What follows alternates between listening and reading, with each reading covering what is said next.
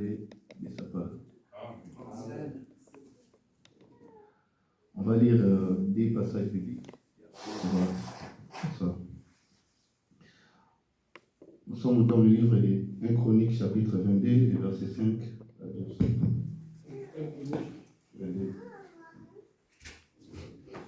1 Chronique, chapitre 22, verset 5 à 12. 5 à 12.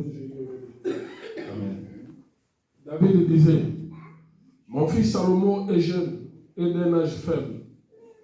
Et la maison qui sera bâtie à l'Éternel s'élèvera à un haut degré de renommée et de gloire dans tous les pays. C'est pourquoi je veux faire pour lui des préparatifs. Et David fit beaucoup de préparatifs avant sa mort. David appela Salomon son fils et lui ordonna de bâtir une maison à l'Éternel, le Dieu d'Israël. David dit à Salomon, mon fils, j'avais l'intention de bâtir une maison au nom de l'Éternel, mon Dieu. Mais la parole de l'Éternel m'a été ainsi adressée. Tu as versé beaucoup de sang et tu as fait de grandes guerres. Tu ne bâtiras pas une maison à mon nom, car tu as versé devant moi beaucoup de sang sur la terre. Voici, il te naîtra un fils, qui sera un homme de repos, et à qui je donnerai du repos en le délivrant de tous ses ennemis d'alentour. Car Salomon sera son nom, et je ferai venir sur Israël la paix et la tranquillité pendant sa vie. Ouais. Et 1 roi chapitre 3, verset 3 jusqu'à 10. 1 roi chapitre 3, Verset 3 jusqu'à 10. 1 roi chapitre 3, verset 3 à 10, je lis. Amen.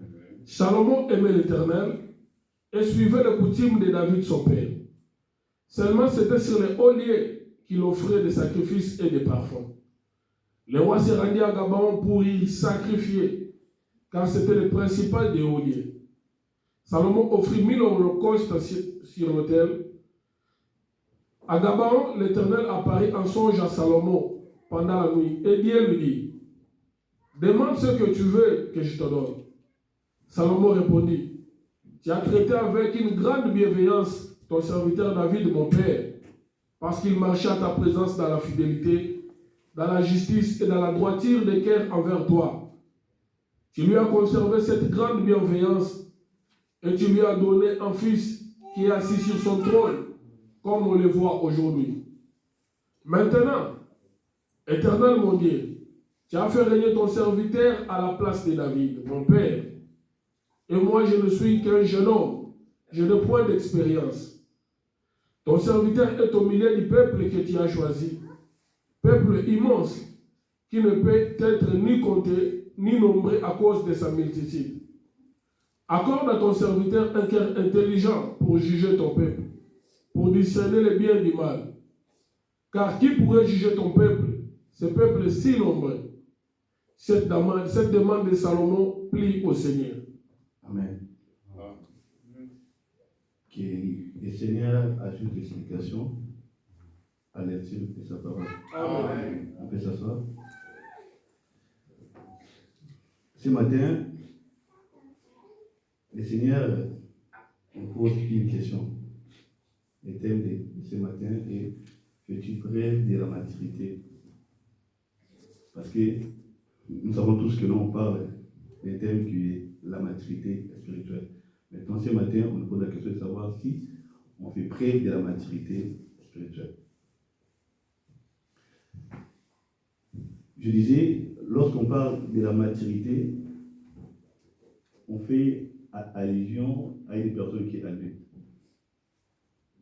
Parce que la maturité et un homme adulte riment ensemble. Donc, on peut retrouver la maturité qui a une personne qui est adulte. Mais, en vrai, la maturité n'a pas d'âge. Parce que on peut aussi voir une personne de 15 ans, mais qui réfléchit comme un adulte. On peut aussi voir un adulte qui réfléchit comme un gamin. Donc, la maturité n'a pas d'âge, mais la maturité, c'est un état d'esprit. En réalité. Maintenant, lorsqu'on parle de la maturité, j'ai essayé un peu de chercher à savoir c'est quoi la maturité. Que veut dire la maturité? D'après le dictionnaire, on dit que la maturité, c'est l'état de développement complet, force intellectuelle et physique. État de développement complet. Je suis allé encore plus loin pour chercher à connaître développement. Le mot développement veut dire quoi? On dit que c'est l'action de développer, de se développer. Action de développer et de se développer. Donc par là, on veut nous dire quoi? Que non, la maturité, c'est l'action de se développer. Donc, je vais donner un exemple de développer des compétences ou bien des connaissances en soi. On peut être d'accord tous que non, lorsqu'un enfant naît, il ne sait rien du tout. On doit lui apprendre des choses et il doit développer ces choses en lui. On doit lui montrer comment manger, comment se brosser, comment se laver, comment lire, comment écrire. Et lui-même maintenant en soi, il doit développer ses compétences en lui. Et lorsque l'enfant développe ses compétences, petit à petit grandit, maintenant, on verra maintenant les fruits de la maturité en lui. Maintenant, on nous dit que c'est l'état de développement complet, force intellectuelle et physique. Lorsqu'on parle de force intellectuelle, on fait allusion aux choses qui sont invisibles. Parce que l'intelligence, on ne peut pas le voir comme ça, à l'œil. Donc, l'intelligence n'est pas liée à ce qui est physique, mais cela est lié à ce qui est spirituel. Donc, même notre dictionnaire reconnaît que non, la maturité est liée à des phases. Donc, l'homme peut être mature physiquement et peut être aussi mature spirituellement. Même le monde reconnaît que non, la maturité ne peut pas être seulement physiquement, mais cela peut être aussi spirituellement. Parce que l'intelligence est liée au cerveau. On peut reconnaître cela que lorsqu'on parle avec la personne, lorsqu'on essaie d'échanger avec la personne, c'est ainsi qu'on saura que non, cet homme a quand même un bagage intellectuel ou pas. Cet homme est mature ou pas. Par sa manière de réfléchir, par sa manière de répondre, par sa manière de faire des choses. Maintenant, lorsqu'on nous parle aussi du physique, donc cela veut dire que non, même si physiquement, l'homme aussi peut manifester la maturité. Amen. On le prévalait lorsque l'enfant est né. Si c'est un garçon, il n'a pas de barbe. Au fur et à mesure, il grandit. Des symptômes des noms matures apparaissent en lui. La voix change, les barbes sortent. Tu vois? Donc on sent que non, cet homme grandit.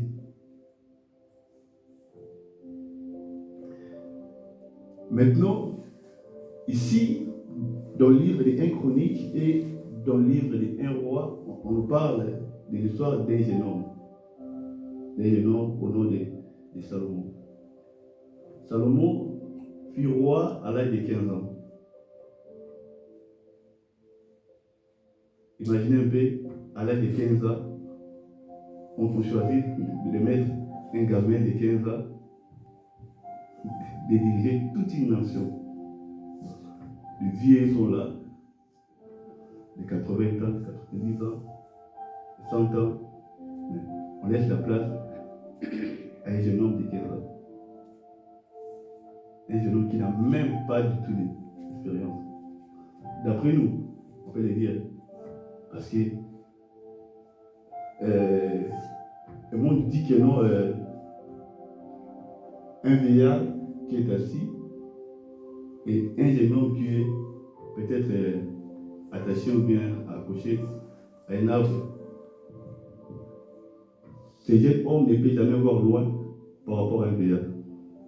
Pourquoi? Parce qu'un vieillard a une vision très loin par rapport à un jeune homme. Mais ici, on choisit de mettre un petit gamin à la tête du pays. Je cherche un peu de lire l'histoire de Saoul. Saoul, c'est le fils de David. Fils de David.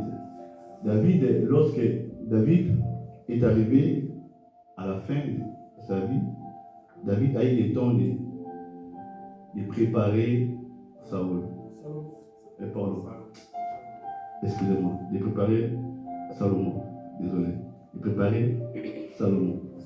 De donner des connaissances nécessaires à Salomon. D'orienter Salomon pour l'œuvre que le Seigneur a choisi en fait que Salomon puisse exercer.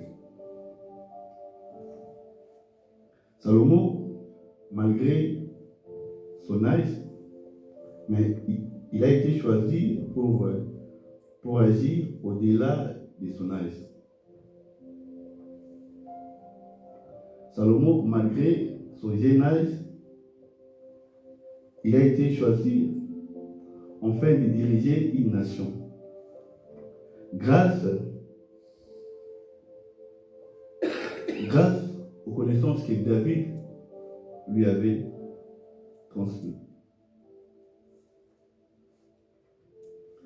Salomon fut enseigné, fut instruit par David. David était l'homme qui a marché avec Dieu, l'homme qui craignait Dieu, l'homme qui a toujours placé Dieu au commencement, au début de sa vie, l'homme qui voyait toujours Dieu en première place, l'homme qui ne voyait pas du tout sa royauté, mais qui voyait Dieu d'abord en premier. Et David voulait aussi que Salomon puisse avoir cette vision, puisse marcher au même pas que lui. Et David a enseigné Salomon, et Salomon, malgré son jeune âge, mais Salomon, la maturité qu'il avait, lui a placé au-dessus de sa génération. Parce que les enfants de 15 ans sont soit à l'école, soit dans la rue, en train de jouer. Mais lui, la maturité, les dépôts qu'il avait en lui a placé au-dessus de sa génération. Amen. Donc la maturité, la connaissance dans l'homme peut aussi placer l'homme au-dessus de sa génération. Amen.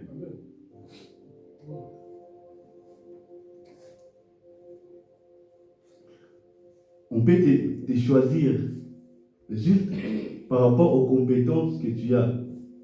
Mais on te choisit, toi, un jeune homme de 15, de 16 ans, pour enseigner les grands. Pourquoi? Parce qu'on sent en toi, tu as un dépôt. Amen. On sent en toi que tu fais preuve de la maturité. On ne peut pas choisir quelqu'un qui n'a rien, qui ne sait rien pour diriger les grands. Donc Saoul faisait preuve de la maturité, c'est pourquoi on lui a fait, pardon, Salomon plutôt, my God. Salomon faisait preuve de la maturité, c'est pourquoi on lui a placé comme étant roi en Israël. Malgré que Salomon n'était pas adulte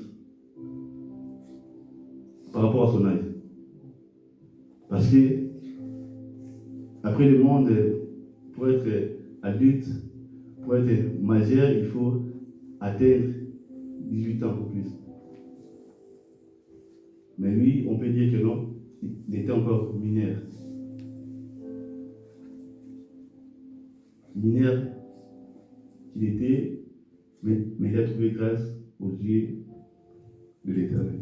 Mineur qu'il était, mais il faisait des choses que même les adultes ne pouvaient pas faire.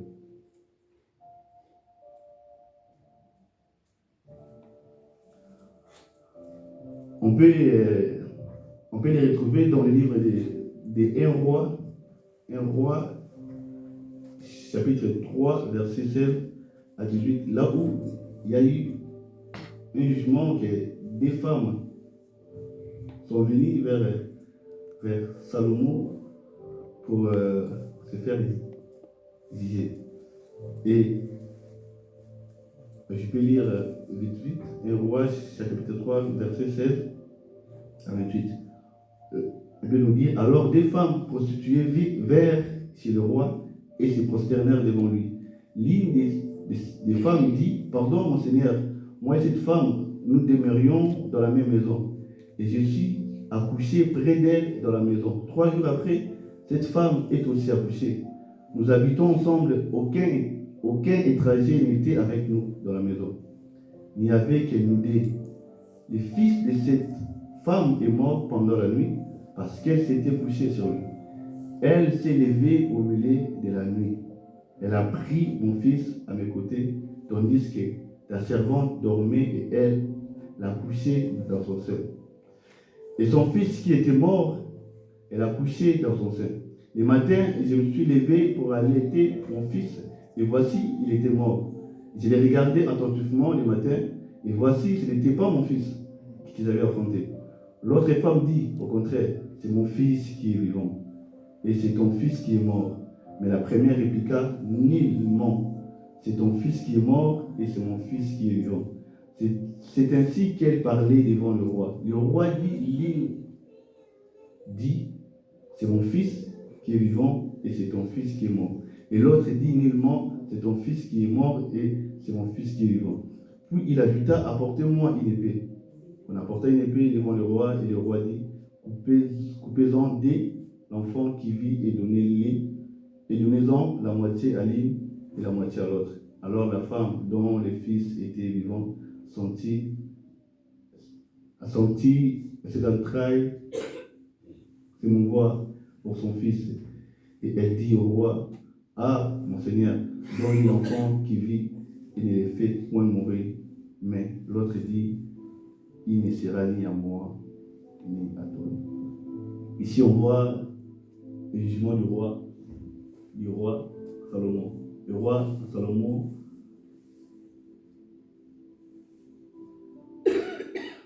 les femmes vinrent se présenter devant lui. Mais j'ai beaucoup aimé l'attitude de cet homme. Lorsque on lui a placé d'abord à la tête du pays, dès le début, au commencement de sa royauté, il a cherché d'abord de marcher avec Dieu. La Bible nous dit que non, le roi Salomon est allé offrir à Dieu des sacrifices au début d'abord de sa royauté. Et lorsque le Seigneur a senti l'odeur de l'offrande que Salomon lui avait adressée, le Seigneur est apparu à Salomon.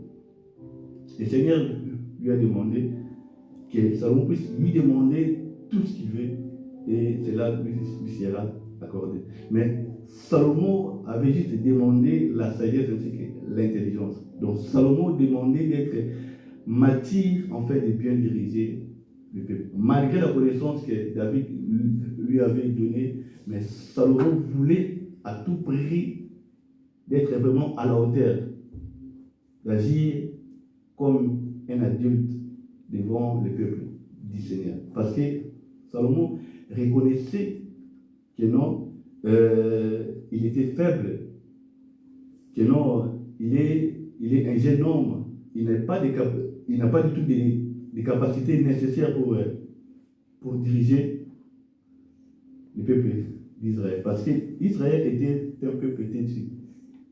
Israël était un peuple difficile à diriger, compliqué même, je peux dire. compliqué. Israël est comme les chrétiens et ces siècles présents. Compliqué. Si Moïse n'a pas pu entrer à Canaan, c'est à cause des enfants d'Israël. Ils étaient compliqués à diriger. Maintenant, Salomon vient face à ce peuple tellement compliqué à diriger. Salomon voulait être rempli de l'intelligence ainsi que de la sagesse pour diriger ce peuple. Parce qu'un homme qui est compliqué à vivre, il faut agir avec la sagesse pour bien le maîtriser. C'est ça. Parce que si, et seulement si toi aussi tu agis comme lui t'amène, donc je te dis, tu auras du mal à vivre avec cette personne. Donc, lorsqu'il parle, prends ton temps de l'écouter. Lorsqu'il parle, prends ton temps de l'examiner. Lorsqu'il parle, prends ton temps de faire des analyses, des études pour comprendre. Ah non, comme lui dit ça, donc moi, je vais répliquer comme ça pour ne pas qu'on puisse avoir des problèmes. C'est par là aussi, Salomon, lorsqu'on lui a amené ces deux femmes, Salomon a pris son temps d'écouter. L'une dit que non, l'enfant est à moi. L'autre dit aussi que l'enfant est à moi. Il s'est dit, bon, là je sais quoi faire. Parce que si il dit que non, on prend l'enfant, on donne à l'autre, l'autre aussi sera attristé. Mais, quoi faire? Vu que non, Salomon avait demandé l'intelligence, d'être mature spirituellement, afin de bien diriger le peuple, afin de bien tracer les problèmes du peuple. Le Seigneur lui avait accordé cela. Et Salomon, lorsque Salomon a pu trancher ce problème, tout Israël était étonné par cette sagesse que cet homme avait. Amen. Pourquoi? Parce que Salomon a voulu être un homme mature spirituellement, malgré son jeune âge. Salomon a voulu agir au-dessus de sa génération.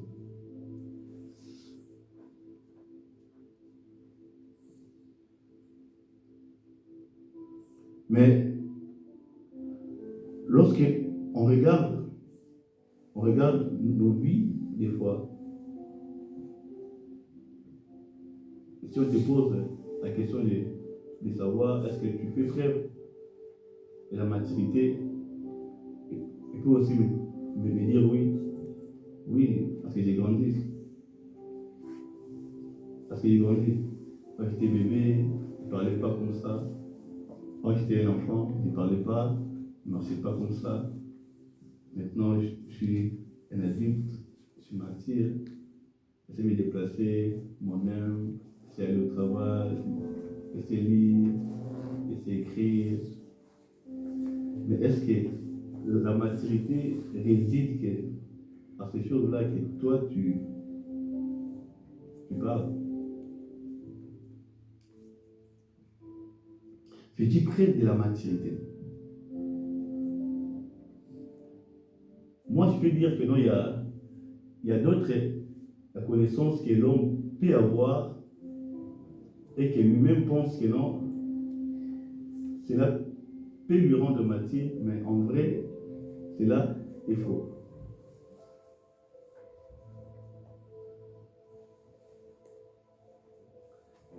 J'essaie un peu de répéter cela. Il y a d'autres connaissances que l'on peut avoir. Pour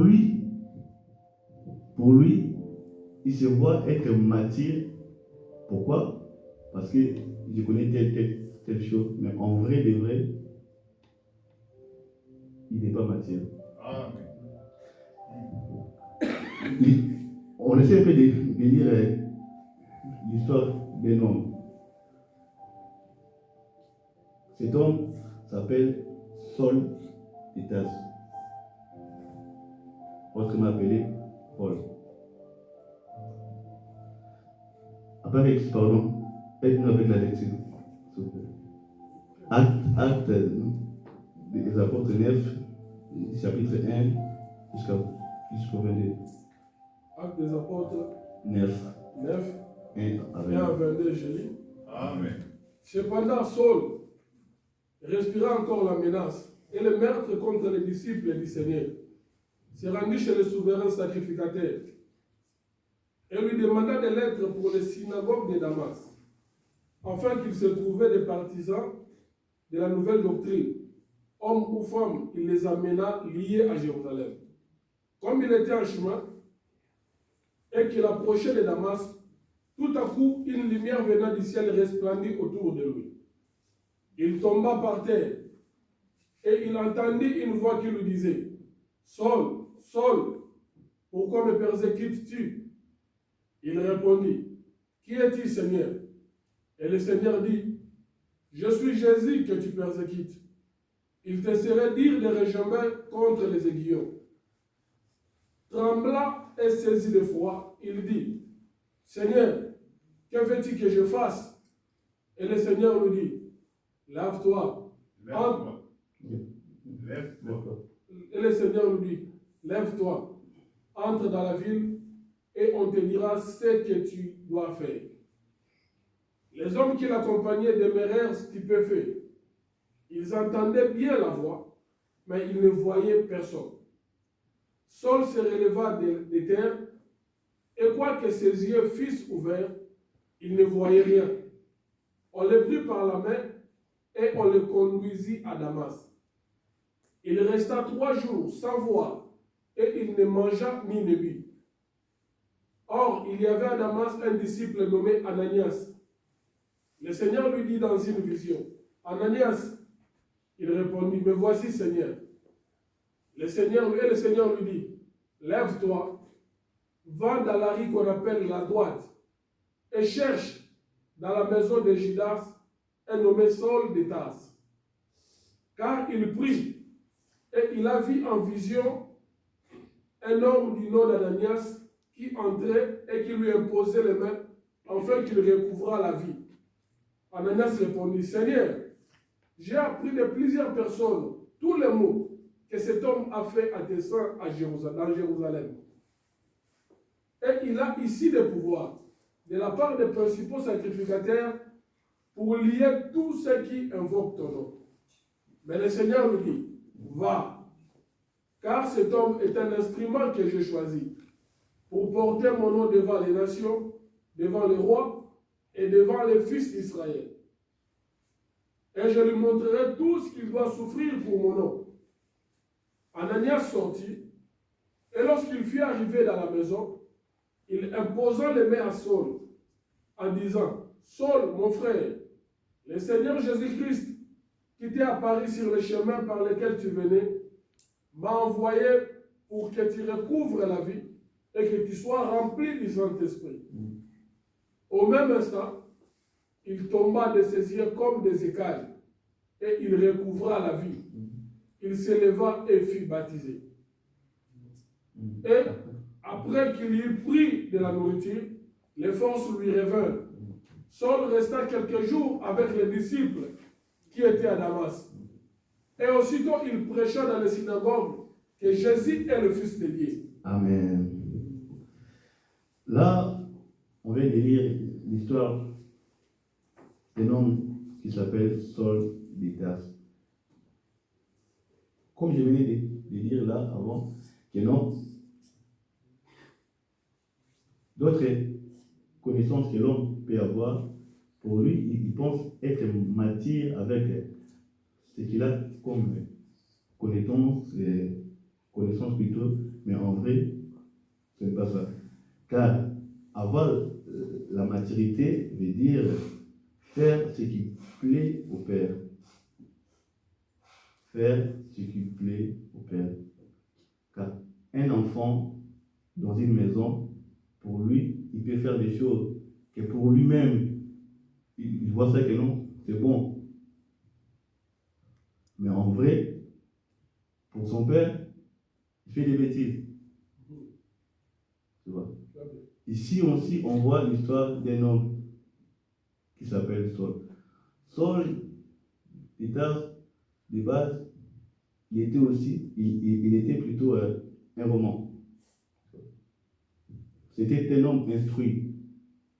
Il connaissait les Écritures. Donc Saul, se battait pour combattre, pour défendre les Écritures. Mais en vrai, il faisait des choses qui ne plaisaient pas du tout à Dieu. Pour lui, il pensait faire des choses qui plaisaient à Dieu plutôt, mais cela était le contraire. Il tuait les chrétiens au nom de Dieu. Mais pour lui, il pensait que non, ce qu'il faisait, cela plaisait à Dieu. Parce qu'il avait d'autres connaissances en lui. Également aussi avec un enfant. Par exemple, tu peux lui donner à manger. Au lieu de manger, il commence à jouer avec la nourriture. Pour lui, il voit que non. C'est bon, c'est amusant. Mais pour toi, en tant que papa, en tant que parent, responsable, tu as très mal au cœur. Non, on ne dit pas même la nourriture parce que ça coûte cher. Maintenant, Saul tuer les chrétiens au nom de Dieu. Tuer les chrétiens pour défendre les Écritures. Mais cela ne plaisait pas à Dieu, car la connaissance que Saul avait, cela n'était pas du tout la maturité. On peut le dire ça. Que non, cela n'était pas du tout la maturité spirituelle. Car la maturité veut dire faire des choses qui plaisent à Dieu, qui plaisent au Père. C'est ça. Faire des choses qui plaisent au Père.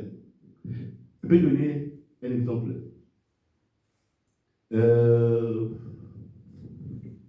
Dans une maison, si les responsables veulent sortir, ou bien, entre guillemets, il veut laisser l'héritage, il ne va pas du tout déléguer ça à celui qui est immature. Non. Il va laisser ça à celui qui est mature. Pourquoi? Parce qu'il sait que non, si je lui confie ça, il sera capable de bien gérer, aussi d'aider ses frères. Amen. Maintenant, Saul avait la connaissance, mais cette connaissance était fausse. Maintenant, il tuait les chrétiens. Il massacrait les chrétiens, les fidèles. Et les chrétiens avaient peur de lui. Mais une fois, pendant que Saul était en route pour aller tuer les chrétiens, le Seigneur est apparu à Saul. Le Seigneur lui demande, lui pose la question, Saul, pourquoi me persécutes-tu? Mais pour lui, il se pose la question, qui es-tu? Mais moi, je fais ça au nom du Seigneur. Parce que ces gens-là parlent de Jésus. C'est Jésus de tous. On connaît bien que non, il n'est pas Dieu. Pourquoi? Parce qu'il était instruit, mais la connaissance qu'il avait était une fausse.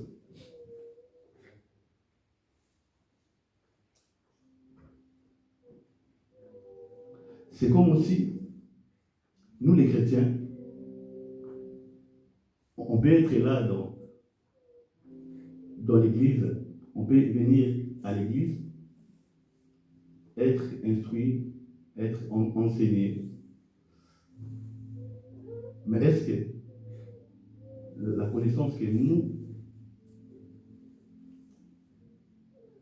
on apprend ici à l'église nous aide à grandir dans la vie chrétienne?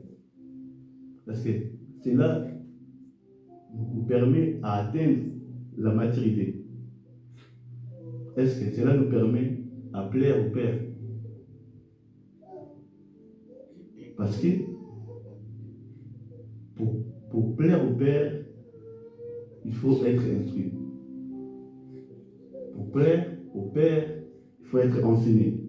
Pour plaire au Père, il faut que tu puisses appliquer ce que le Père te dit de faire.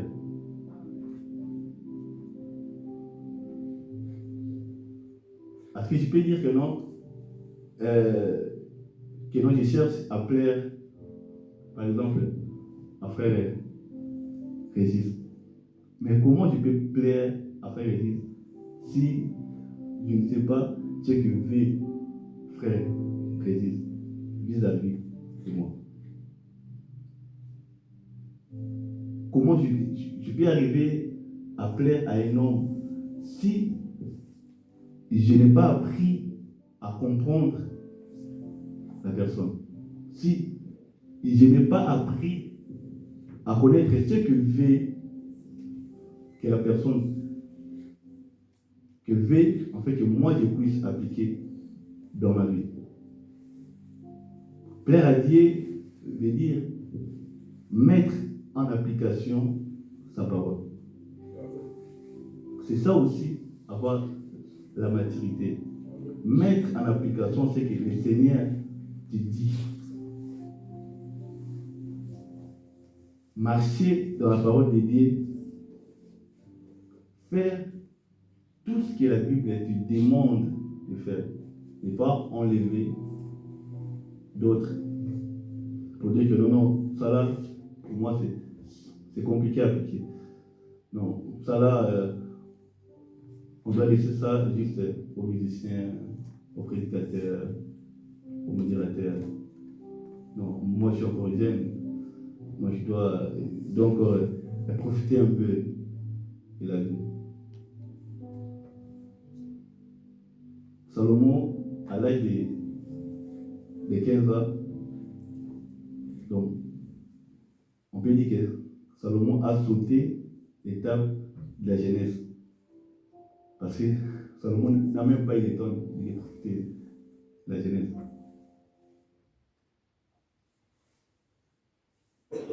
Salomon n'a même pas eu le temps de profiter de sa jeunesse. Aller jouer au foot avec ses potes, tu comprends, non?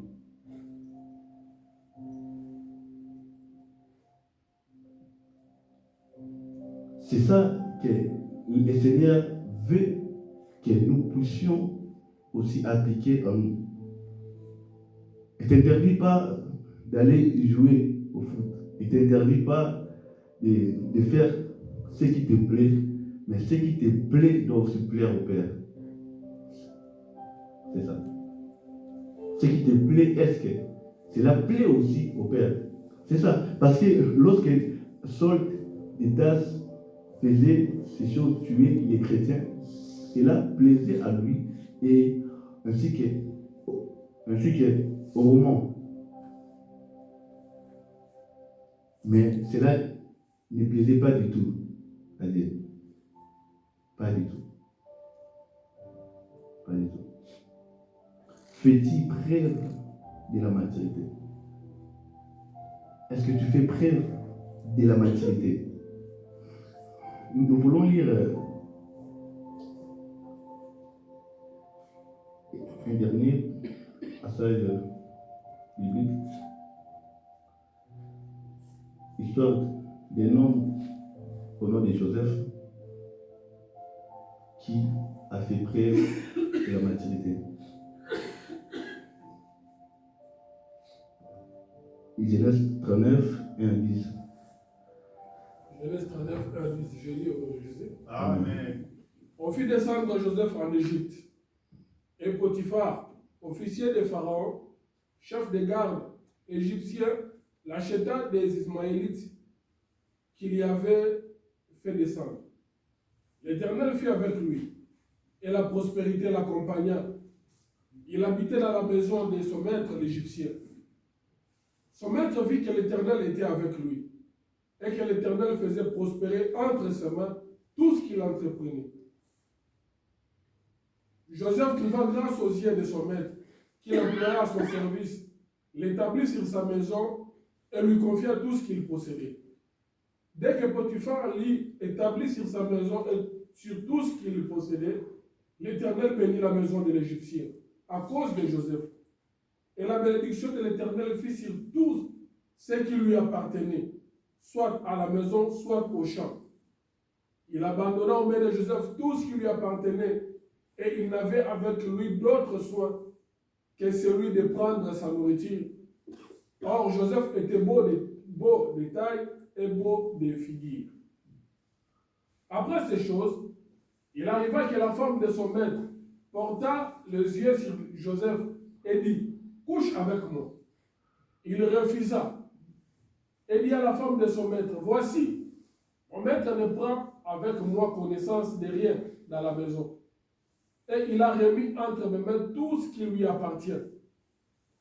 Il n'est pas plus grand que moi dans cette maison, et il ne m'a rien interdit, excepté toi, parce que tu es sa femme. Comment ferais-je elle aussi grand mal, et pécherais-je contre Dieu? Quoiqu'elle parlât tous les jours à Joseph, il refusa de coucher auprès d'elle, d'être avec elle.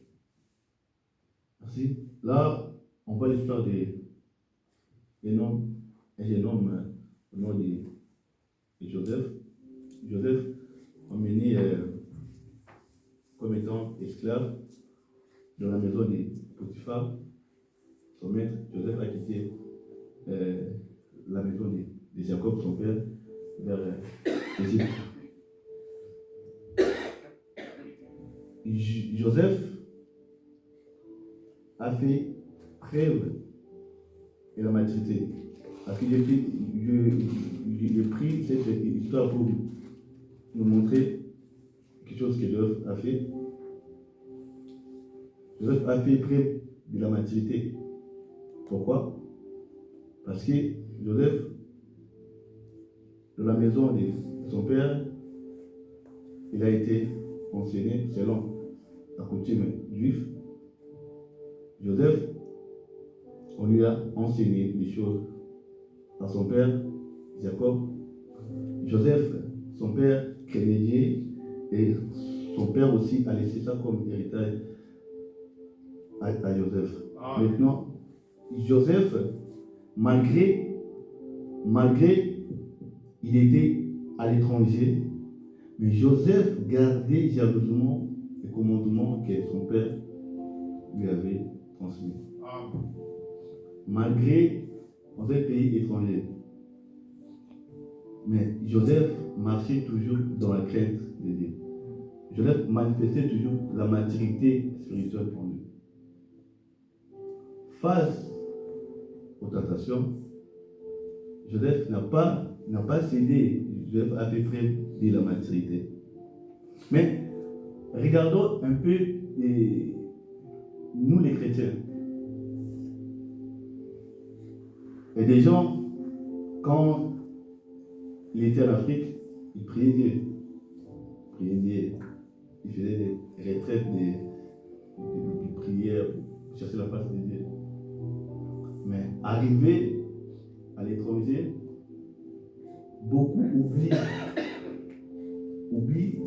la connaissance, oublient le parcours qu'il a fait avec Dieu. Arrivé à l'étranger, il cherche maintenant à mener une nouvelle vie. Il dit que oh non, ça, c'est le passé. Nous, on priait, nous on cherchait Dieu. 30 jours de jeûne, moi j'ai fait ça. Mais est-ce que tu gardes toujours la connaissance que le Seigneur, que la Bible, que les hommes de Dieu t'ont transmis? Est-ce que tu observes toujours la parole de Dieu? Est-ce que tu cherches toujours à plaire au Dieu? Parce qu'ici, on montre que non, la femme de Potiphar, pour elle, elle voyait que Joseph était beau. Donc, Joseph plaisait à la femme de Potiphar. Mais Joseph n'a pas voulu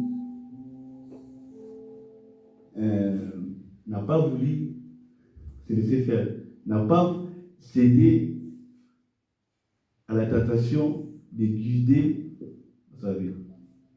Joseph est resté toujours mature, resté toujours fidèle, conforme à la parole du Seigneur. Mais toi et moi, est-ce que faisons-tu preuve de la maturité face à la tentation? On prend frère Chris, on laisse frère Chris seul avec une sœur. Maintenant, on va voir si frère Chris va toujours tenir la parole de Dieu, ou bien il va dire, oh Seigneur, pitié de moi, pardonne-moi. Donc tu sais que non, la chair est faible, l'esprit est bien disposé. Donc la chair est faible maintenant, mais mon esprit est bien disposé, Seigneur, aie pitié.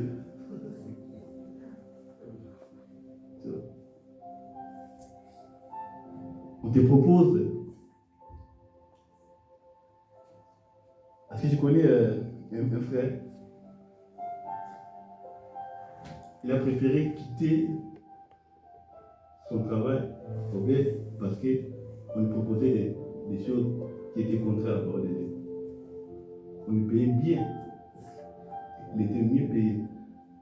Mais il a préféré quitter.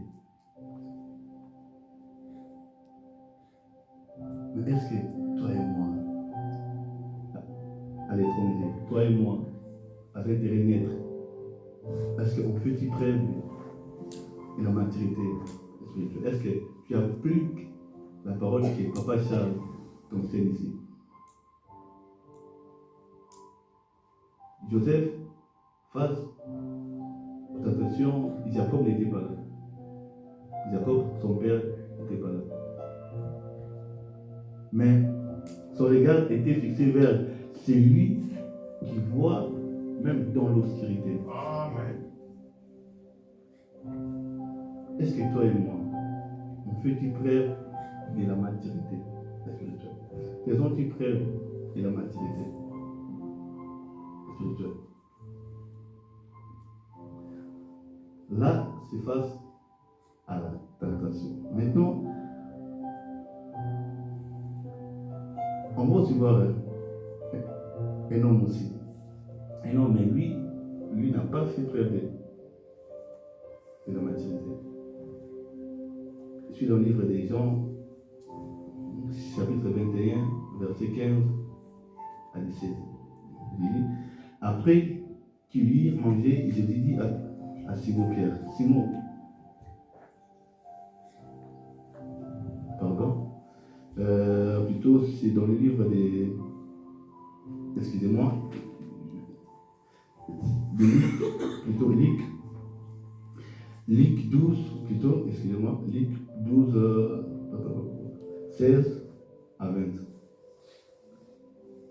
La Bible dit, et il leur dit cette parabole. Les terres d'un homme riche avaient beaucoup rapporté. Et il raisonnait en lui-même, disant, que ferai-je, car je n'ai pas de place pour serrer ma récolte. Voici, dit-il, ce que je ferai.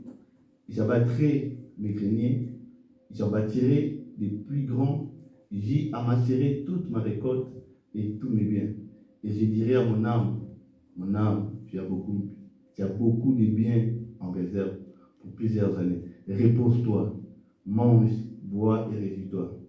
Mais Dieu lui dit, insensé, cette nuit-même, ton âme te sera redemandée.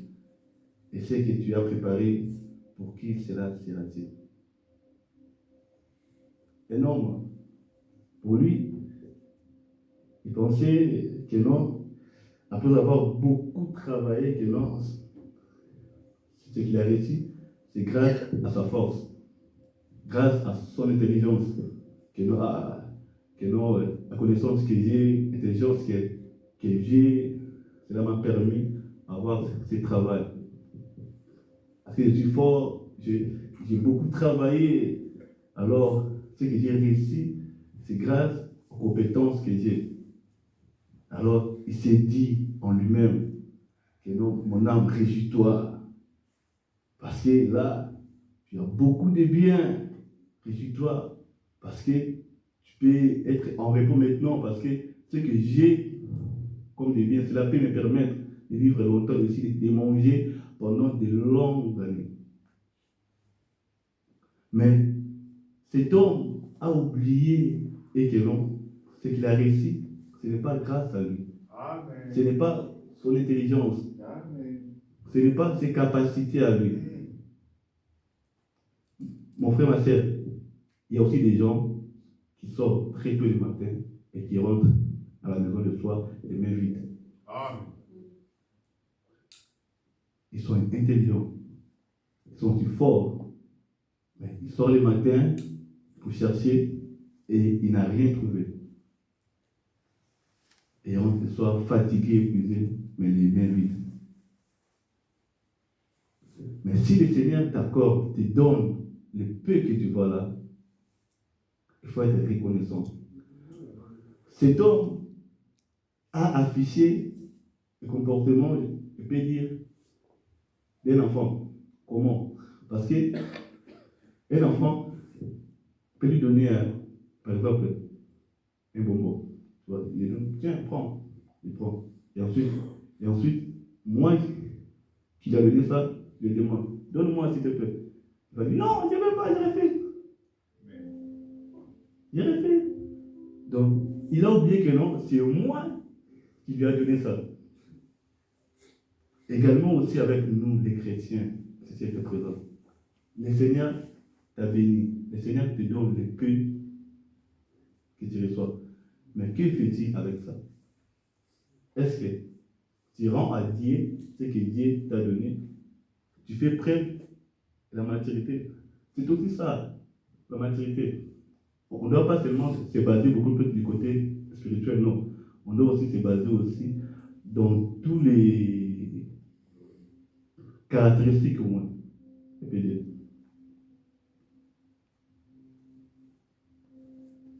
Est-ce que tu fais preuve aussi de la maturité?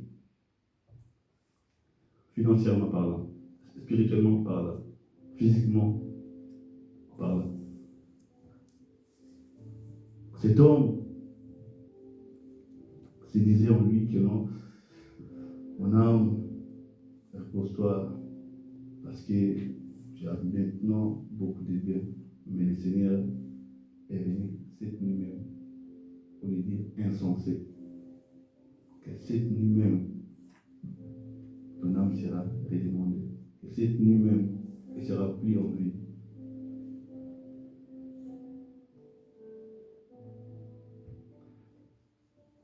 Fais-tu preuve de la maturité? Pourquoi le Seigneur, je vais conclure par là, pourquoi le Seigneur te pose cette question ce matin? Ne cherche pas à aller d'être trop spirituel, parce que notre église, il y a beaucoup plus de jeunes. Et nos jeunes ne sont pas trop accro à la Bible. Donc, parce que si tu veux enseigner les jeunes, cherche au moins à être un peu facile à comprendre. Parce que si tu vas trop loin, peut-être ils seront perdus.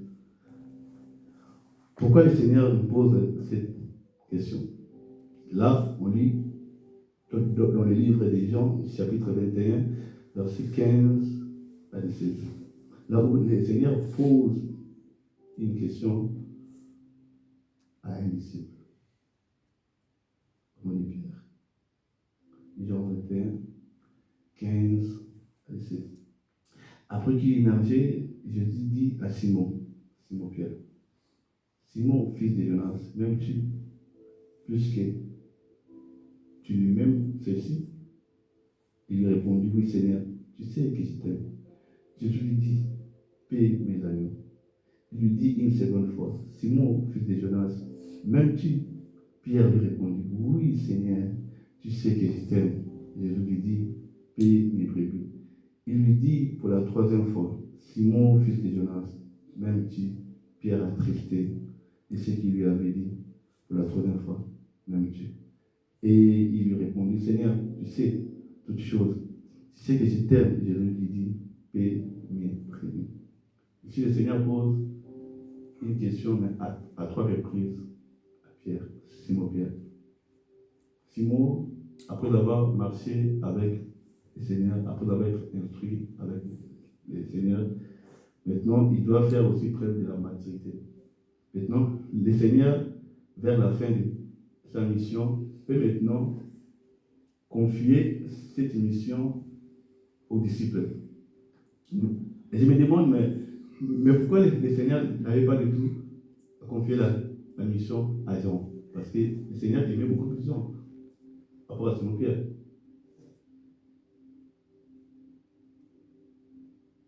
Mais lorsque le Seigneur veut laisser une mission, le Seigneur le confie à Simon Pierre. Pourquoi? Parce que Pierre faisait preuve de la maturité plus que d'autres disciples. Preuve année, lorsque Christ fut arrêté, Pierre était là. Pierre cherchait toujours à suivre Christ. Parce que lorsque on demandait à Pierre, franchement, toi aussi tu étais là avec lui. Pour moi, je me demandais où étaient les autres disciples. C'est Pierre.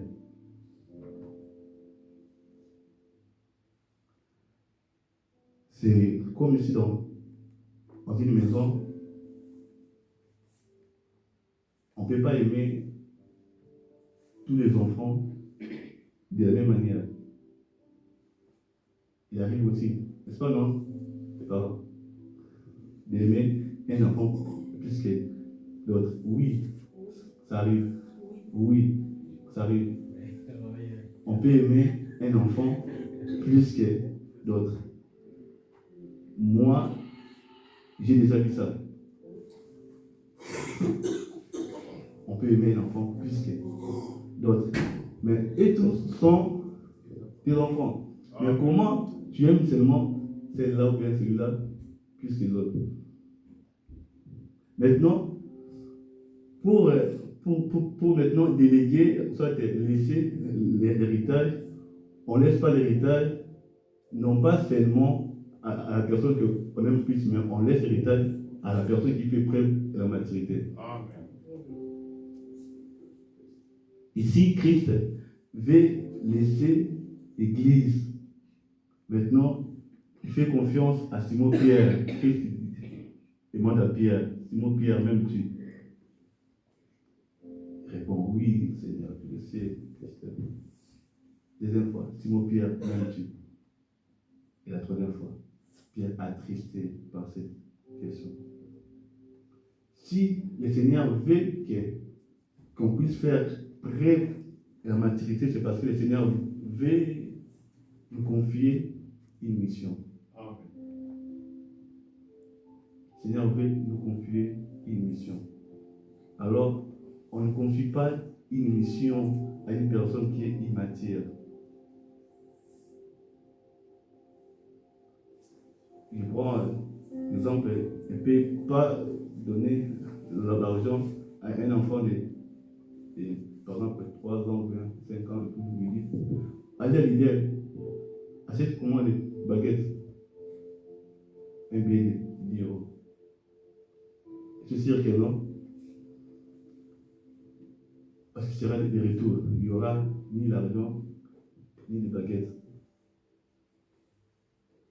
Parce qu'il n'est pas mentir.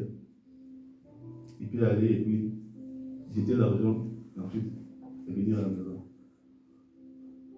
Le Seigneur veut que nous puissions faire preuve de la maturité pour éviter les scandales demain. Parce que aujourd'hui, il y a aussi des serviteurs de Dieu. Donc, il y a aussi des gens qui prétendent être des serviteurs de Dieu. Mais des hommes immatures qui font des bêtises, mais au nom du Seigneur. Ils prêchent à l'église, mais ils couchent avec les sœurs, les fidèles. Ils prêchent à l'église, ils prennent de l'alcool. Ils prêchent à l'église, mais ils font des trucs bizarres. Ce ne sont pas ceux-là que le Seigneur a confié, veut confier ses brebis. Le Seigneur veut confier ses brebis à des gens qui sont matures. À des gens face à la tentation comme Joseph qui peut dire non, même lorsqu'il n'y a personne en face de lui. Est-ce que fais-tu preuve de la maturité? Lorsque tu regardes, parce que tu connais ta vie mieux que nous. Un homme m'a dit, connais-toi toi-même.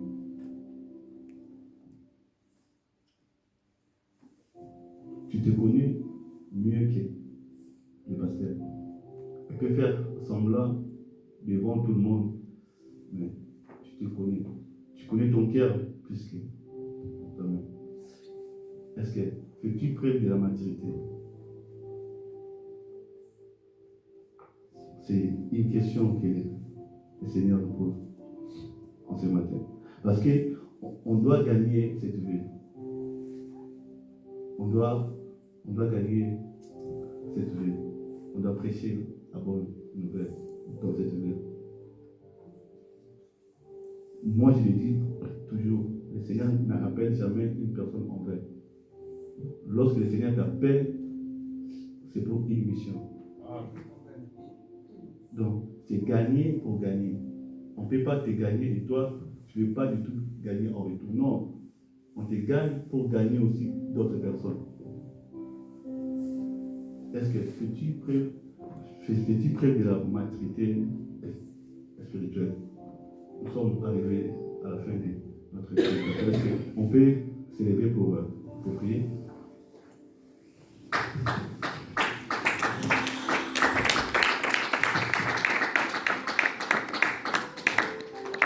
On va prier le Seigneur, on va demander au Seigneur de nous accorder